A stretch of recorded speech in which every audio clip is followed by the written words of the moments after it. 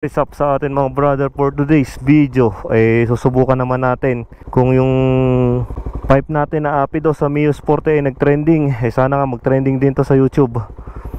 Bale, itong Rider 150, ito ang ating gamit na BMAX pipe racing. Yan, bagong bago pa yan, kasama yung kanyang elbow na stainless. Tapos ito, hindi naman siya ganong maingay, basis sound lang nga siya, medyo ma-bass.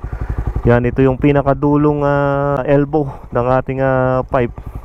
Kaya susubukan natin.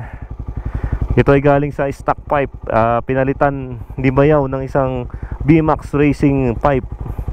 Susubukan natin ito mamaya. Hindi nga lang siya ganun kaingay kagaya ng Apido. May ingay na kaunti pero hindi ganun kaingay, hindi ganun kalakas. Kumpara sa stock pipe ay hindi, medyo lumiksi-liksi siya, lumakas yung acceleration niya. Kasi pagka mga stock nga pigil na pigil ang kanyang pagtakbo. Kaya kailangan mo talagang palitan ng mas malaking tambucho o pipe para medyo lumiksi-liksi ang ating mga motor. Hindi siya masyadong maingay.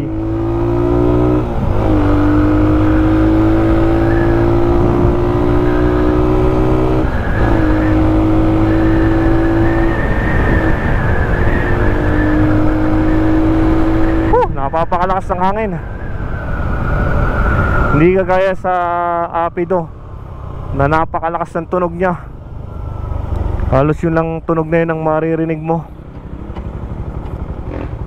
Samantalang pag ito ang gamit mo, halos konti lang ang diferensya niya sa stock pipe. Talagang ligtas na ligtas ka sa pagkahuli sa pagiging maingay na pipe. Kaya sa mga gusto ng hindi naman ganong kaingay pero magandang performance, subukan nyo itong BMAX pipe racing, BMAX racing.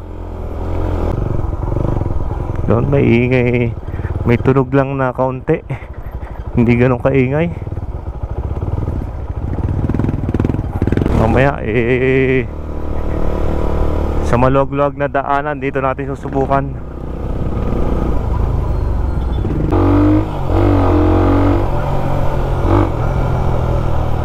Hindi lang tayo makabuelo kasi masyadong dikit sa unahan.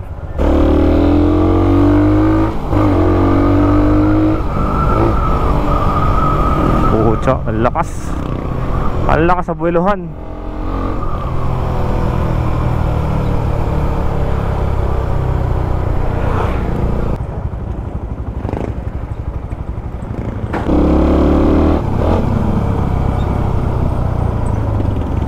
Yun nga lang ang kagandahan ng Rider 150, at ito ay naka-monoshock na, kaya napapakaganda ng kanyang shock.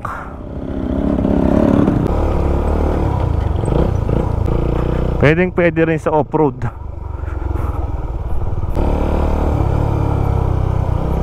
Labang-laban din sa mga lubakan ng motor na to.